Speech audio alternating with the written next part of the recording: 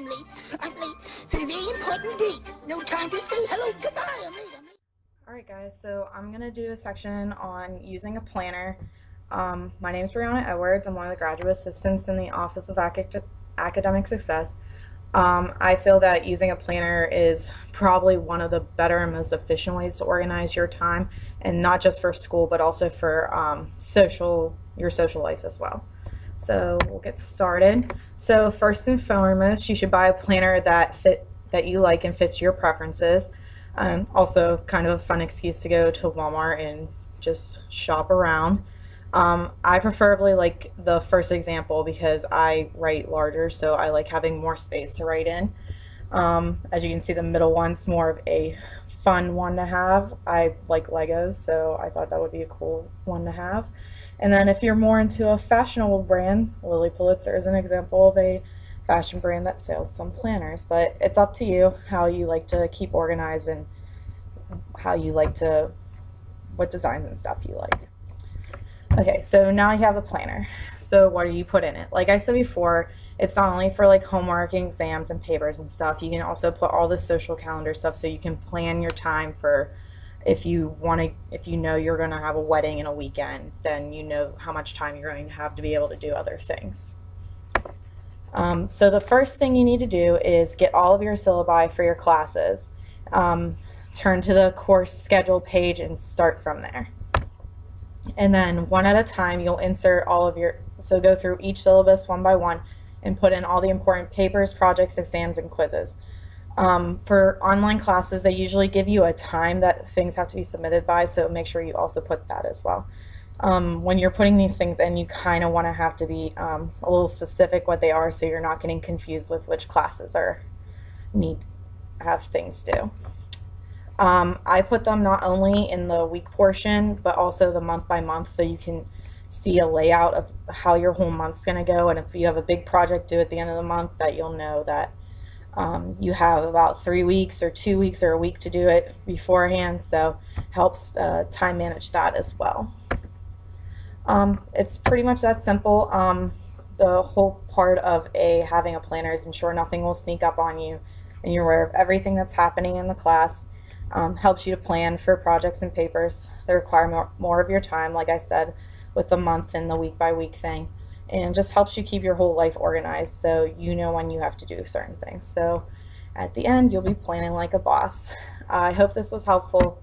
Have a good rest of your week, guys. Hurry, please. We have so much time and so little to see. Wait a minute. Strike that. Reverse it. Thank you. Hi guys, so my name is Haley. I'm with the Office of Academic Success. I'm a graduate assistant also. My portion of the time management presentation was tackling big projects. So do you have a big project? Are you feeling overwhelmed, stressed, anxious, hopeless? Well, there's a solution for that.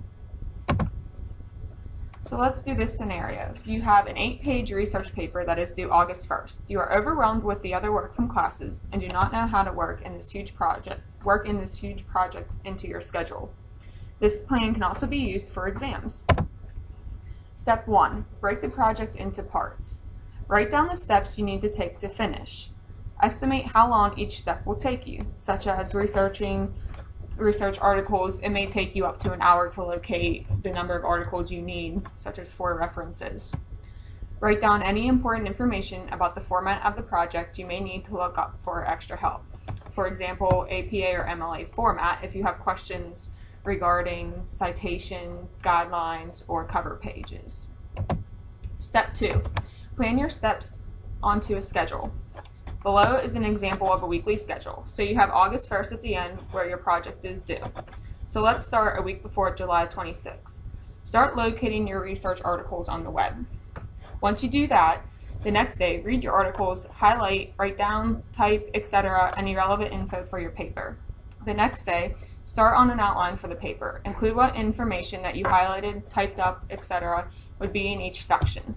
The next day, write your first draft.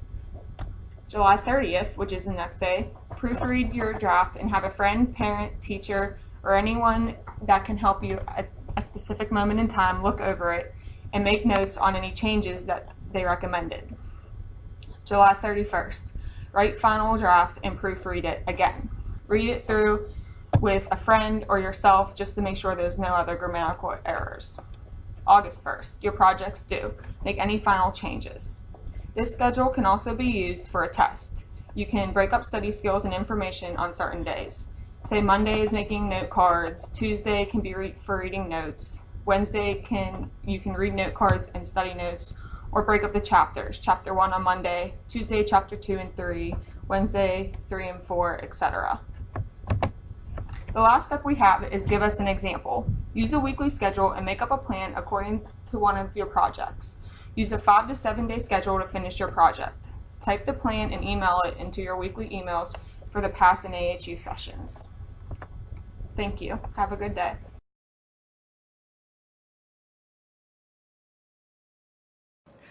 Ain't nobody got time for that. DJ, I'm one of the GAs here at the Office of Student Success. The other GAs and I put together this time management video to kind of give you an insight look. You know, even though it's an online course, we wanted to kind of be interactive with it. So this is my section, and it's on how much free time do you really have. Now, the biggest excuse that I get from students on time management is simply that I don't have enough time in my week to do my work. So I wanted to take a look and see, is that actually true? So I came up with a way to calculate that. So let's calculate what do you do in your week. So if we take 1 week, that's 7 days, 24 hours in a day, so 7 times 24 is 168 hours. So you have 168 hours in your week. So what are you doing in that week? Well, obviously you're a college student, so you should be going to class. And if you go to class, you have 5 classes, and you usually go to them 3 days a week. That's 50 minutes. So let's just give you 13 hours a week going to class, okay? And I know a lot of students also work. Besides going to school, they work. Some of us work part-time, some of us work full-time. So to give you to the benefit of the doubt, I'm throwing 40 hours a week for your work outside of class. So that's 40 hours there. Well, we also have to sleep, and I figure, okay, let's do 6 hours a night times 7, so that'll give us 42 hours. So that's an additional 42 hours away. We also eat, I'd say like 3 hours a day, 3 meals, an hour each meal. That gives us 21 hours of eating in a week, okay? And then obviously you have your other. Maybe you go to the gym, maybe you spend time with your family, maybe you're even going to the bar. I don't know what you do. But I'm just going to give you 12 hours, okay? Well, when we add that all up, how many hours in our week are we actually spending doing things? And we get 128 hours. So 128 hours, that's a lot of hours, right? But remember, there's 168 hours in our week. So when we take 168 and subtract 128 from it, we get 40 hours. So this is just an example that I made up. This isn't going to be everybody, but 40 hours is how much free time we have left over, right? 40 hours, that's a full-time job. And the point that we're trying to make is that school is a full-time job. You do have to put the work in, you do have to put the effort in, and you should be determined to do that because it is a full-time job. So I think that you guys should take some time out of your day and calculate how much free time do you really have. Obviously, your numbers are going to be a little bit different than some of the numbers that I used here because this is just an example. I know some people work a lot. Some people have families, so they're going to put more hours down here than they have up here. But let's be honest, some people are going to have higher numbers than 40 and some might have lower, but you do have a lot of time available to do work. So sit down and kind of calculate what you do throughout your week and how much free time do you really have. I think it'll be an eye-opener for you. I know that it's been a big eye-opener for my students in the past, and I hopefully not only did my section help you, but all the GA sections have helped you through this interactive video. Right. You know what? Nothing. Do you. I don't got time for this. Do you, boo-boo. Do you, boo-boo. You know why? Because I'm a do me. Do you, boo-boo? Do you? Hi guys, my name's Tia. I'm one of the GAs here in the Office of Academic Success, and I'm going to talk about study breaks and rewards because I'm the fun GA, so that's what I get to do. Alright, so it's important to complete your work, but you also have to schedule time for breaks and fun too. You may think that you don't have time for breaks, but if you follow all of our time management suggestions, you definitely will. So there's several important functions that breaks provide for you. They allow your brain some time to digest and process the information you're putting into it, so you're not cramming everything in at once. They help you to reduce stress, sustain motivation, and increase productivity. They provide a transition period when switching subjects or tasks within a long study period, and they can play a significant role in improving concentration. Warning: the biggest problem students have when taking breaks is limiting them and getting back to work. So we want you to take breaks so you can be more productive, but at the same time you have to realize they can only be for a short period of time, and then you really do need to get back to your schedule. So for a general rule, the time limit should be appropriate for the length of time you spent working. So a good rule of thumb is you can take a 10-minute break per hour of studying. Some helpful hints we have for the breaks: you need to set a reasonable time limit and try to stick to it. Use some kind of audible signal to let you know when it's time to get back to work. So this could be like an alarm on your cell phone or something, just so you know that you're done with your time for your break. Don't undertake activities during breaks that can be too engaging or have the potential to expand into long periods of time. So like talking to a friend on the phone, or getting sucked into a TV show. Those probably aren't the best activities for short breaks.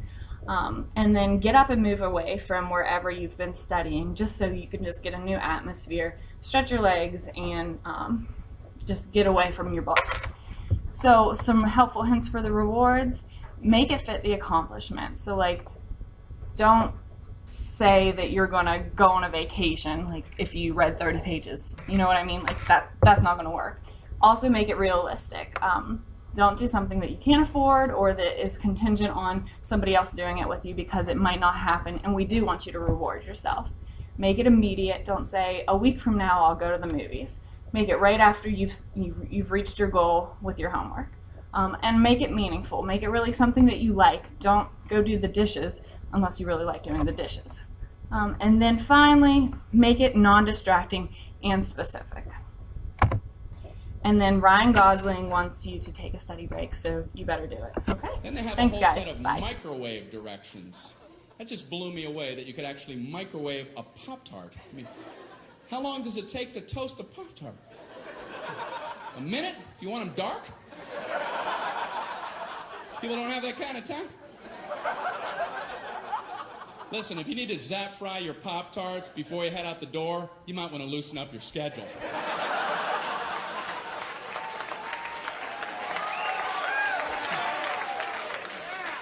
And I swear it says microwave on high for 3 seconds.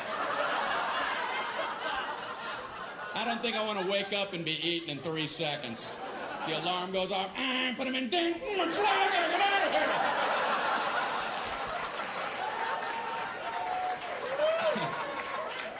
If you're waking, eating, and hauling in 3 seconds, you're booking yourself too tight.